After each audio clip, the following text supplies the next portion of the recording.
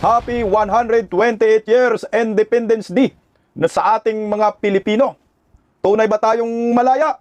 Talaga bang may kalayaan, anak ng kagwang? Dahil araw po ngayon ng kalayaan, siyempre, ang pag-uusapan po natin ay tungkol sa nangyayaring araw ng kalayaan.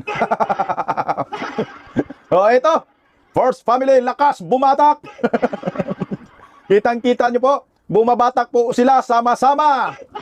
Sa mga madudumi ang utak niyan, baka iba po yung inisip ninyong bumabatak, ha?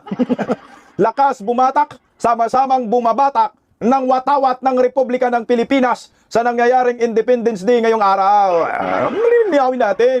Baka, putangin na, marami pa namang mga iyakin dyan, ha? Ano na, mga bubonistang, tangalistang, talyanista ni Baki? Legit na legit po yan. Trending po ngayong araw ang batakan ng First Family. Buong mundo nakasaksi. Bongbong Marcos nasigawan sa Jinsan. Aray ko diya. Biktima ng lindol. Aba, tinawanan lang. Ano ba, Mr. President? Huwag naman ganyan. Anak ng kamote, oh. Ano ngayon maraming biktima dyan ng lindol. Hindi ka po pwedeng tawa-tawa ka dyan. Kailangan seryoso ka dyan, no? Kailangan ipakita mo na ikaw ay tumulong, anak ng kagwang. Magandang tanghali po sa ating lahat. Happy Independence Day. Palike po muna, pa-share, pa-subscribe at pakipindot po ang inyong mga notification bell para lagi po kayong updated sa ating mga video. Mabuhay po tayong mga Pilipino. Ito, pag-usapan po natin yung batakan ngayon. Trending po sa social media. Anak ng kagwang naman mga caption yan, nakakaloko. First Family, sama-sama po silang bumabatak ngayong araw ng kalayaan. Lakas nga bumatak ni Sandro dyan, eh. Tunay ba tayong malaya, anak ng kamote? Tunay ba tayong malaya sa mga banyaga? Pisting awards. Siguro. Ano sa tingin nyo? Under Marcos admin, mukhang wala po tayong kalayaan. Dahil hindi po malaya ang maraming Pilipino ngayon mag-criticize sa gobyernong nakangiwiang paka. Pag ikaw ay politician, nagkikriticize ka, paniguradong kulong ka. Kagaya ni Manong Chavit Singson, kagahapon lang. Bigla na lang pina-aresto. At nag-mugshot. Pero napagpiansa naman. Marami na pong ginigipit ang gobyernong ito. Kaya sa tingin ko po, baka sa tingin rin ninyo, hindi po tayo tunay na malaya. Ang kalayaan ay malaya ka magsalita. Malaya ka magpahayag ng inyong saloobin. Yan ang tunay na kalayaan. Malaya ka sa banyaga. Hindi ka nagpauto. Hindi ka dependent. Yung foreign policy mo, hindi dapat dependent sa mga banyaga. Pero under Marcos admin, dito po natin nasaksihan na yung kalayaan ng mga Pilipino ay talagang sinusuppress. Yung freedom, sinusuppress ng gobyernong ito. Marami na pong biktima ng gobyernong Marcos. Isa na po yan si former President Rodrigo Roa Duterte. Baka nakalimutan na po ng sambayanang Pilipino po ito. Pinagkanulo po ng gobyernong Marcos ang dating Pangulo sa ICC, sa International Criminal Court sa Banyagang Korte. Usap po tayong lumuhod, no? Daan sa mga banyagang iyan. At yung sarili nating batas ay hindi po natin iniisip. Ang sinusundan po natin ngayon na batas ay batas ng mga banyaga. Di ba, Nyor? Anak ka ng kamuti ka. Kaya kung ang pinag-uusapan ay kalayaan, hindi po lubos na malaya ang sambayanang Pilipino. Malaya sa banyaga, sabihin na lang natin na malaya sa banyaga, pero sa kuko ng mga kawatan, sa kuko ng mga buhaya, hindi po tayo malaya. Yan ang nakikita po natin. Dahil legit po yung slogan ni Bongbong, bumabangon tayong muli. Bumabangon po sila lang, hindi kasama tayo. Bumabangon silang muli. Sino po yung mga bumabangon? Mga durugista, ayan, bangon na bangon. Mga kriminal, ayan, bangon na bangon ang mga animal. Mga kawatan, ayan, bangon na bangon. Iba na nga po ngayon ang mga buhaya eh. Noon ang mga buhaya, mahilig lang sa karne. Mahilig lang sa manok. Ngayon, ang mga buhaya, mahilig na sa malita. Nakakagwang talaga naman. Kaya bangon na bangon, ngiwim, no? Ito, palabas po muna natin kung saan po tayo humugot ng ating caption. Baka kasuhan tayo ng mga animal. Dalawa po yung kinuna natin dito ng mga caption, ha? First Family, lakas, bumabatak. Siguro, tinutrolls na po yung FB page na to. Ito po yung una kong pinagbasihan dyan, no? Hala, diya. Batas PH. Ayan, oh, tingnan mo naman. Talagang lakas bumatak ng animal na to. Nang tali, ha? Okay, baka ibang inisip ninyong pagbatak-batak, ha? Ito. Linawin natin, ha? Kung anong binabatak dyan. Okay. Sabi ng Batas PH, First Family, lakas bumabatak. Hala ka diha. Ito. President Ferdinand Marcos Jr. Narito yung caption nila, trending na siya eh. Dami rin troll sa comment section. Together with the First Family, lead the flag raising ceremony commemorating the 120th anniversary of Philippine Independence and Nationhood at Rizal National Monument at the Carino Grandstand on Friday, June 12. Watawat na lang man pala, no? Tunahat siya ako.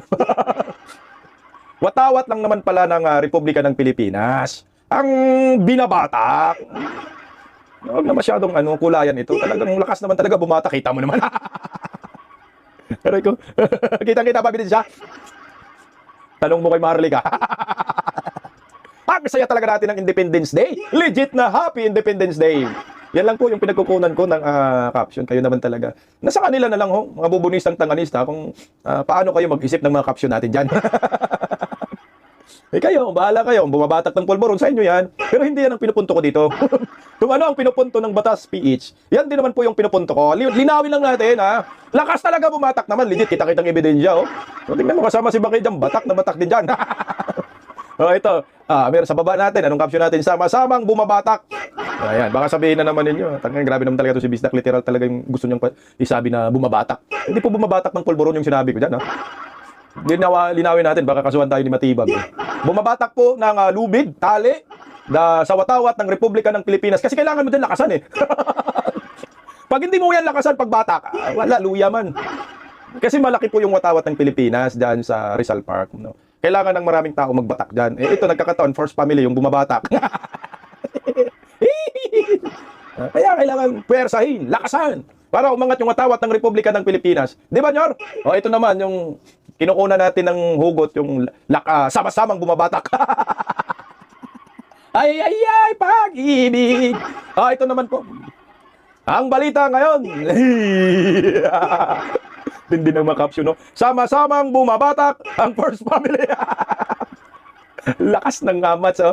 Okay, ayan po, kitang-kita naman. Ayon po sa ang balita ngayon, ito po yung kanilang headlines, caption, eh. Kaya nga trending, sama-samang bumabatak ng watawat. Pag yan, dinugtungan mo ng hindi maganda ng sama-sama bumabatak ng, kunyari, pulburon, patay, kaso ka dyan. Kunyari, sinabi mo, ha? Ito, watawat, mandong. Okay. Pinangunahan ni Pangulong Ferdinand Bongbong Marcos Jr. kasama ang mga miyembro ng First Family ang ceremonial flag raising sa Rizal Park bilang bahagi ng paggunita ng ICAP 128th anniversaryo ng Araw ng Kalayaan nitong Hunyo 12. Ayan. Sa seremonya, sabay-sabay na humahawak at bumabatak sa lubid ng pambansang watawat ang Pangulo, First Lady Lisa Araneta Marcos, at iba pang miyembro ng First Family habang tinataas ang bandila ng Pilipinas. Kasama si Sandro dyan. Ang aktibidad ay bahagi ng opisyal na programa ng pamahalaan para sa pagdiriwang ng Philippine Independence Day na ginugunita ang Deklarasyong ng Kalayaan ng Bansa noong Hunyo 12, 1898. Yan po yung mga mga bayaning mga Pilipino na nakipagdigmaan sa mga banyaga para makuha lamang natin yung independence na dapat pinapahalagan po natin yan. Ang problema dito sa gobyernong Marcos, lumuluhod sa mga banyaga, lalo na po dyan sa usapin ng International Criminal Court. Pati nga korte natin, wala na, hindi nare-respeto. Ang sinusundan ng gobyernong ito ay ang batas ng International Criminal Court. Nakakalungkot nga lang. No? Kasi nakipagdigmaan yung mga ninuno natin, kung buhay pang mga yun, binatukan na si Bangag yan. Gusto nyo ebidensya na malakas sila bumabatak? Ng watawat? Ebidensya po gusto nyo? Ito po.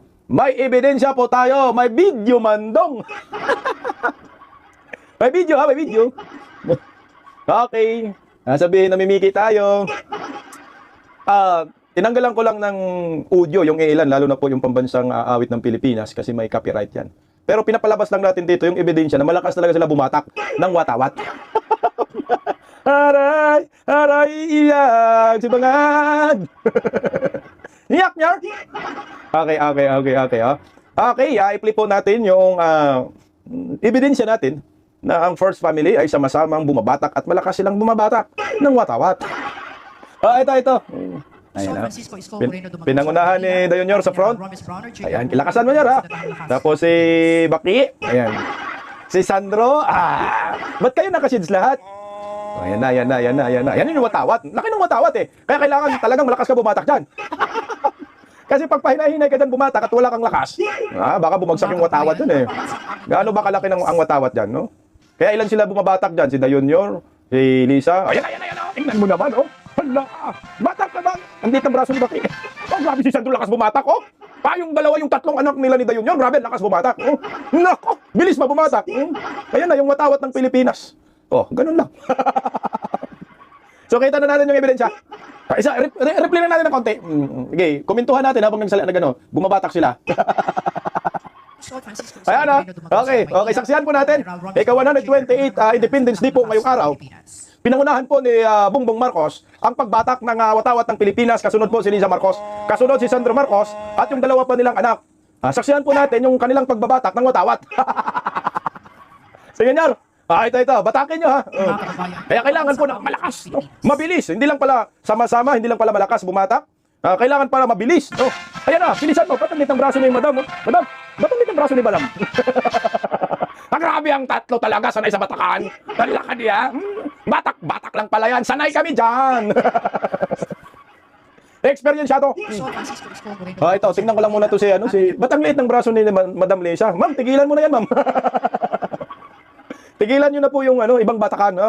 Pero dito, mas maganda. Dito na lang kayo, yung batakin ninyo ng maayos yung watawat. Pampalaki ng braso yan. Si Madam, maliit ng braso niya. Tingnan mo. Parang hirap na hirap siya dyan bumabatak eh. Parang fake news yung lakas bumatak. Nakasids lahat ha. Para hindi halatang mga budlatang mata. Iyak na naman mga animal. Okay. Last na lang. Gusto ko lang makita yung braso ni Madam Lisa Marcos kasi nagulat ako. Ba't liit, no? Parang chicken joy. Liit man ng ma'am. Ayan, oh. Tingnan lang, oh. Oh, ba't ganyan, ma'am, yung braso mo, ma'am? Ba't ganyan yung kamay ni Madam Lisa? Naku, itigil nyo na po yung ibang batakan. Di magandang epekto sa kalusugan yan. Naman si Dayon nyo, grabe, batak na batak siya dyan. Oh. Payo lang po, madam. Dito kayo mag-focus sa batakan ng watawat. Huwag po kayo mag-focus sa ibang batakan. Kasi yan, nakakasama sa kalusugan yan. Yung gagalit kayo sa akin, magpa-hair follicle kasi kayo. Okay, linawin lang po natin. Bago po ako nag-caption dito, siyempre, nagtanong muna tayo sa ChatGPT. Baka makasuhan tayo dito. Pero meron naman tayong datos. Sabi ko, tama ba yung bumabatak ng lubid? Ang sagot ng ChatGPT, para tayo masuhan. Opo, tama ang bumabatak ng lubid. Ibig sabihin ito, ay humihila ng lubid ng may puwersa o hinahatak ang lubid. Yan ang maliwanag. Halimbawa, bumabatak siya ng lubid upang maiahon ang balde mula sa balon. Sabay-sabay silang bumabatak ng lubid. O, di ba? Sabay-sabay sila. Sama-sama. Sabay-sabay silang bumabatak ng lubid sa paligsahan ng tag-ubwar. Dito naman, sabay-sabay sila bumabatak ng lubid sa paghatak ng watawat ng Republika ng Pilipinas. Walang kaso, no? Pero iyak ang mga tanga. Nasa na lang, sa kanila na lang kung ibahin ang kanilang pagkakaintindi sa ating mga caption. Halinaw naman, bumabatak naman sila eh. Kung nasa isip ninyo, ibang batak, pa-hair follicle na lang para hindi kayo masaktan. Pakinggan muna natin yung talumpati ni Bongbong Marcos.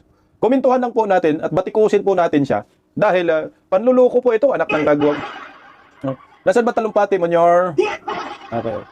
Pakinggan natin kasi ikukunik natin kung meron ba talaga tayong kalayaan, may independence ba talaga tayo, lubos ba talaga tayong malaya. Kasi under Marcos admin, wala pong tayo nakikitang lubos na kalayaan.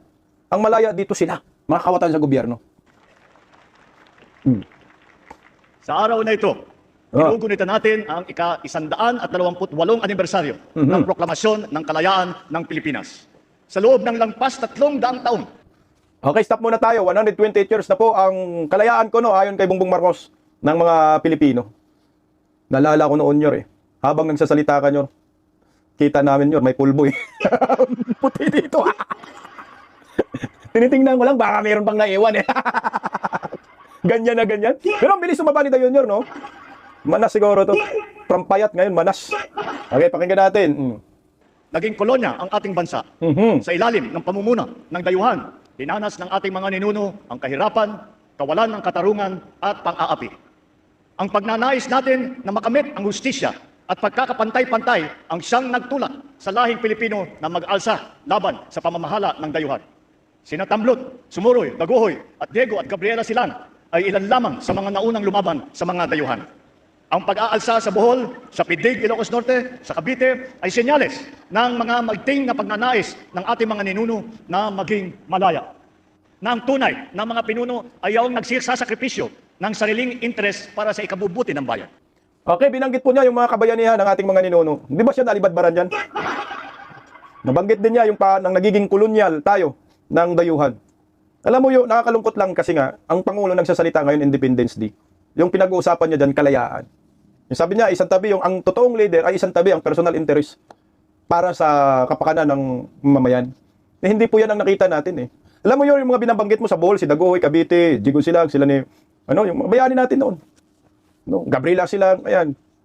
Andres Bonifacio, yan, nagbuhis ng buhay ng mga yan. Dr. Jose Rizal, nagbuhis ng mga buhay ng mga yan, di ba? Binatak mo yung matawat kanina. Alam mo kung buhay pa ang mga yan, binatukan na to eh. No? Bakit? Puto nakipagpatayan kami, nagbuhis kami ng buhay para sa ating kalayaan. Sineselebrate mo nga ngayon yung 128 years ng independence. Pero hindi mo to binavalue. Hanggang bunganga ka lang. Bakit? Tingnan mo ang nangyayari kay Tatay Digong. Ngayon din kay Bato. Di ba sinakop tayo ngayon ng International Criminal Court, Banyagang Korte? Yung kalayaan natin ngayon, isinuko mo, lumuhod ka. Di ba bong? Noong 2025, lumuhod ka sa International Criminal Court. Isinuko mo yung former president. Ginastusan mo pa. Ngayon ba, wala siyang karapatan magbanggit ng kalayaan eh. Yung kanyang talumpati ngayon, anak ng kagwang, tatayo balahibo mo dyan? Kasi alam natin na siya ay under ng International Criminal Court, lumuhod sa ICC, at uto-uto ng mga kano. Yan ang maliwanag dyan. Kaya wala tayong kalayaan. Alam mo po kung sino yung malaya ngayon? Malaya yung mga kurakot ngayon. Malaya yung mga buhaya ngayon. Sila yung malaya. Malaya yung mga durumista. Malaya yung mga kriminal. Sila ang malaya. Pero tayo mga Pilipino, 120 million, hindi siguro natin ramdam ang tunay na kalayaan. Wala pong tunay na kalayaan ang Pilipinas ngayon under Marcos admin. Na sana, mabawi po natin ang kalayaang ito pagdating sa 2028 na maging presidente si Vice President Inday Sara Duterte. Kaya tanong ko sa inyo, meron ba talaga tayong kalayaan? Kasi kung may kalayaan tayo, hayaan tayo ng International Criminal Court dito. At yung NBI, kapulisan, ay hindi luluhod sa Banyagang Korte. Tuloy lang natin ng konti kasi pag-usapan din natin yung anak ng kagwang lindol sa Mindanao, Jinsa, na tinawanan lang niya yung nangyayaring lindol. Putz, alam mo to, talagang lakas bumatak, no? Ang watawat. Yun nga, tuloy, oh. Na ang kalayaan ay dapat na inaalagaan. Gamitin natin ang mga aral na ito upang mapaunlad ang ating bansa at mapalawig ang ating kasarinlan. Grabe, no? Ang tindi ng sinasabi, ang kalayaan dapat pangalagaan. Eh, ang problema nga, Nyor, yung kalayaan natin, hindi mo pinangalagaan. Isinuko mo lang basta-basta ang ating kalayaan sa mga banyaga. Hindi tayo lubos na malaya ngayon. Wala siyang kredibilidad na magsabi na malaya tayo. Pag tinignan mo siya, parang, alam mo, magagalit ka, parang wasakin mo na lang yung cellphone dito. Mabag-voice it ka, pero wala tayong magawa kasi kailangan natin pag-usapan dahil nga, i-debunk natin yung sinasabi niyang kalayaan. Tingnan mo ito, may kinukunik din sa, kailangan daw tumulong sa mga kalamidad. Tumulong ka ba talaga? O, pakinggan natin. Maraming hamon sa ating kalayaan at kaunlaran. Nandyan ang mga katiwalian, pagkakakanya-kanya at kahirapan. Katiwalian, sa gobyernong ito, Nyor, baka nakalimutan ng sambayanang Pilipino, yung mga nakikinig dyan ng mga bubunistang talyanista, katiwalian, naitala po under Marcos admin ang pinakamalawak na korupsyon ng Republika ng Pilipinas, nalampasan niya yung tatay niya. Talagang yung katiwalian, abot hanggang impyerno, na yung mastermind hanggang ngayon malaya, nagsalita pa. Di ba? Wala pang nakulong na mastermind. Ang laya nila.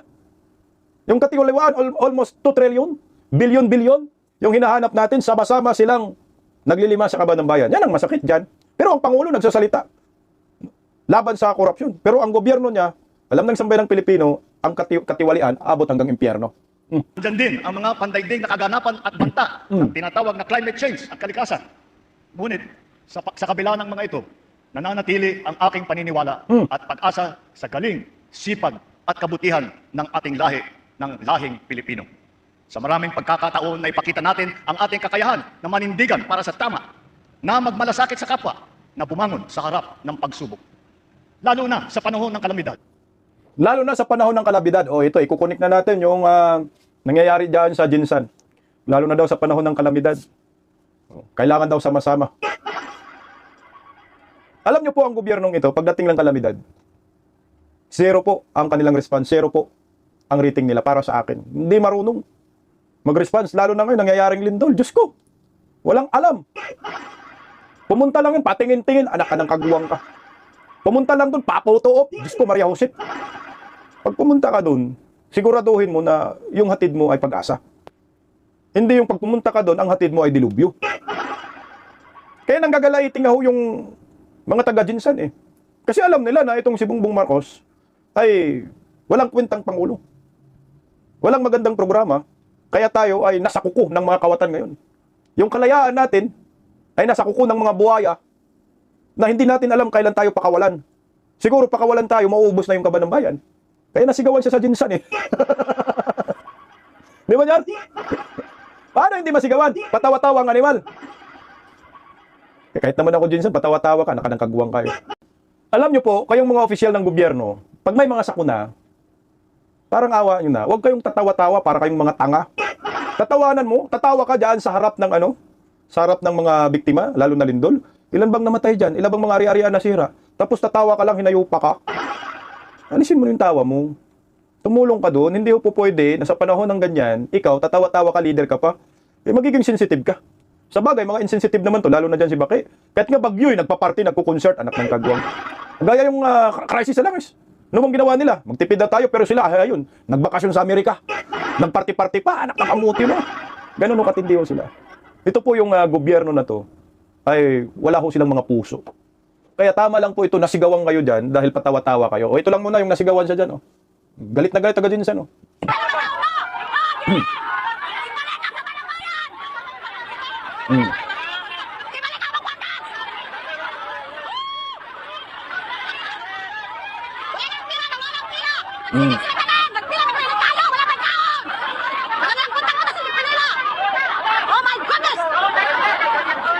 Duterte nga sigaw eh.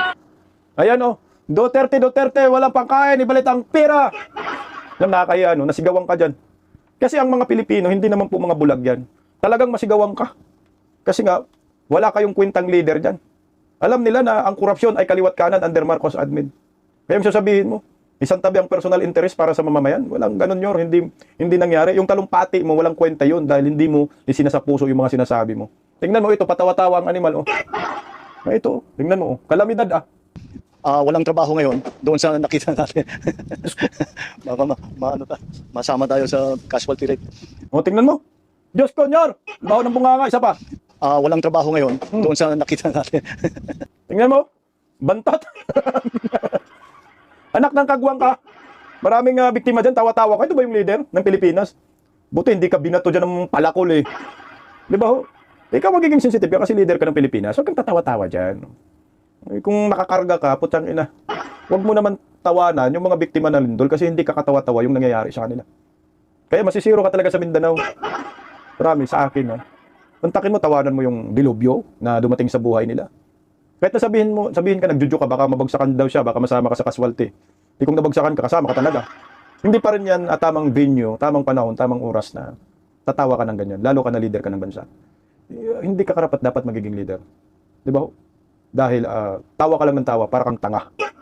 Sorry si Tatay Digong hindi niya kayang tumawa ng ganyan. Pagdating sa mga ganyan, may mga patay, may mga sakuna, nahirapan. Seryoso si Tatay Digong. Samantala kasi hindi naman to nakaranas paano magresponde ng may mga dilubyo. Kagaya po doon sa Tacloban ng Yolanda, hindi naman sila nakatulong ang mga yan. Pumunta lang doon, nakatayo lang. Pero si Tatay Digong 911, alam nila yung mga sakuna. Pero ito, kawawa nga ang Pilipinas, nagkaroon tayo ng presidenting ganyan, anak ng kagwang. Kaya yung mga taga Mindanao, galit na galit dyan. Sa totoo lang. Pero ngayon, ito, may mga troll sila. Meron daw mga taga-Sulo, nagmamarcha dyan sa Maynila, suporta daw kay Bangag. Wala, bayaran din. Sa mga taga-Sulo, kababayan ba ninyo ito? Pumunta ng Pilipinas, pumunta ng Maynila para suportahan si Bangag, anak ng kagwang naman talaga. Los nyo, ito Suportahan ang administrasyon na ito. Para mabigyan ng pansin na mayroon din palang mga mamamayan sa Mindanao, sa Sulu, Basilan, sumusuporta at nagmamahal kay BBM. Taga-Sulo ba talaga mga yan? Taga-Basilan? Tanga nyo naman taga-Basilan kung sumusuporta kay BBM. Ginawa ng Marcos sa mga kapatid nating mga Muslim. Diyos ko, yung massacre na matandang Marcos. Ngayon naman yung BARM, ginulo. Diyos ko, anak ang kagwang. Susuporta ba kayo? Ako sa akin, hindi ito taga-Sulo. Hindi ito taga-Basilan. Taga-bundok yan ng tralala. Mga komunista to, mga NPA ito, pinababa sa bundok. Alam naman natin, yung mga NPA ngayon, komunista, sama-sama sila kay Bangag ngayon, mga Pinglawan-Dilawan. Sir, buhok mo pa lang, NPA na NPA ka, sir eh. Kaya taga-Sulo, Muslim, sir. Lalo na Basilan, sir. Ganyan ba yan? Anak ng kamuti, niloloko yung taong bayan eh. Rally pa more. Wala eh. Ano-ano lang nasa isip. Ako, di ako naniniwalang taga-Sulo yun. Suluhin nyo. Ito, ang ganda po ng post ni Atty. Paulo Panelo. Ganyan po yung watawat ng Pilipinas. Basahin ko lang. Kasi kalayaan man pinag-uusapan. Sabi ito yung post ni Atty. Paulo Panelo, isa sa mga legal counsel ni Vice President Inday Sara. Sabi niya sa post niya, maganda balang araw, magiging malaya tayo. Hindi mula sa dayuhan, kundi sa mga kapwa Pilipinong pinuno ng gobyerno na ganid sa pira. At kapangyarihan, magiging malaya tayo. Mula sa baluktot na sistema at batas na pinapairal nila. At sa kahirapan, kahihiyan, at kawalan ng dangal na dulot nito. Magiging malaya tayo sa kawalan ng pag-asa sa Pilipinas at sa pangingibang bansa para sa kinabukasan ng ating mga anak. Magiging malaya tayo mula sa ating mga sarili, sa pagiging makasarili man at kawalan ng malasakit sa kapwa o sa pagiging manhid o kawalang bahala o sa kakulangan ng kilos, tapang, integridad o kakayanan. Ang pumipigil sa ating baguhin ang kalakaran at sa halip ay tiisin o pansamantalahan na lang ito. Hanggang dumating ang araw na iyon, walang tunay na kalayaan, walang bagong Pilipinas. Sa totoo lang, hindi po tayo malaya ngayon. Kaya't nga siguro, Ator Misal, sa kamay ng dayuhan, hindi tayo malaya. Lalo na sa International Criminal Court, puta nagpasakop tayo. Kaya yung mga nabanggit na bayani ni Bangags, Daguhoy, Jigo Silang, Gabriela Silang, yung buhay pa yung binatukan to. Dahil yung kanilang ibinuwis na buhay na sayang lamang under Marcos admin. Hindi tayo malaya sa dayuhan at lalong hindi tayo malaya sa kapwa Pilipino. Ang tunay na kalayaan, alam niyo po kailan? Pag naging Pangulo, si Vice President Inday Sara Duterte. Ayan po, nag-celebrate rin po ngayon ng Araw ng Kalayaan sa pangunguna ni Vice President Inday Sara Duterte. Diyan sa Davao City, Rizal Park, dumalo din. Sa okasyon si Vice President Inday Sara, si Vice Mayor Rodrigo Duterte at mga representante mula sa iba't ibang sektor sa lungsod. Kayo po ang tanungin, kung kayo po ang tanungin, tunay ba tayong malaya sa panahong ito? May kalayaan ba tayo? Sa akin po, wala po tayong ganap na kalayaan under Marcos admin. Unang-una, ang ating batas, ang ating konstitusyon ay nilululo ng maraming mga mambabatas under Marcos admin. Lalo na po dyan sa Department of Justice noon kay Boyeng Rimulya na ngayon ay ombudsman. Bendalo ang kanilang ginagawa. Binabaluktot nila ang ating batas, kaya hindi ho tayo malaya. Under Marcos admin, naranasan po natin ang walang habas na korupsyon, pinakamalaking korupsyon na itala sa kasaysayan ng ating bansa. 2 trillion flood control ghost projects. Hindi tayo malaya sa kuko ng mga kawatan, hindi tayo malaya sa kuko ng mga buhaya. Malaya ba talaga tayo? Hindi tayo malaya sa mga dayuhan. Si former President Rodrigo Roa Duterte, usap po nating isinuko. Hindi pala natin, hindi tayo kasama dyan. Usap pong isinuko ng gobyernong Marcos at pinagkanulo sa mga banyaga. Binigyan ng eroplano, ginamit ang sandatang lakas para lamang traidorin ang dating Pangulo ng Republika ng Pilipinas at ipinadala doon sa International Criminal Court. Lumuhod tayo ng kusa. Yung soberanya ng ating bansa ay isinuko po natin sa International Criminal Court. Kaya hindi po tayo malaya. Yan ang maliwanag dyan. Hindi po tayo malaya dahil lahat po ng mga nagkikritisize sa gobyernong ito ay pinaparusahan. Isa na po dyan ang biktima nila. Kaawa-awang Pastor Apollo Sikibuloy. Yung kaso na matagal nang nabasura, walang ebidensya, binuhay nila. At ginawa ng kasalanan si Pastor Kibuloy at nagaditin ngayon. Pati ang QOGC ay nakaranas ng pang-aapi at panggigipit sa gobyernong Marcos. Kaya hindi po tayo malaya. Marami na pong pinakulong, inasuhan ng mga nagkikritisize sa kanila. Chavit Singson, Harry Roque, ang dami na po. Mga political vlogger na kinakasuhan. Ginigipit ng National Bureau of Investigation. Mga abogadong kinakasuhan, sobrang dami na po nila. Kaya kung sinasabi mong malaya, dapat hindi sinusuppress ang freedom of expression at freedom of speech. Sa panahong ito, under Marcos admin, hindi po tayong lubos na malaya. Nawakan tayo sa liig ng mga oligarkiya. Nagkalat ang mga kriminal, nagkalat ang mga drogista. Kaya legit na hindi po lubos na malaya ang sambayanang Pilipino at ang Pilipinas under Marcos admin. Siguro, pag si Vice President Inday Sara Duterte na ang maging Pangulo ng Pilipinas, ay dyan na natin masasabi na lubos na tayong malaya.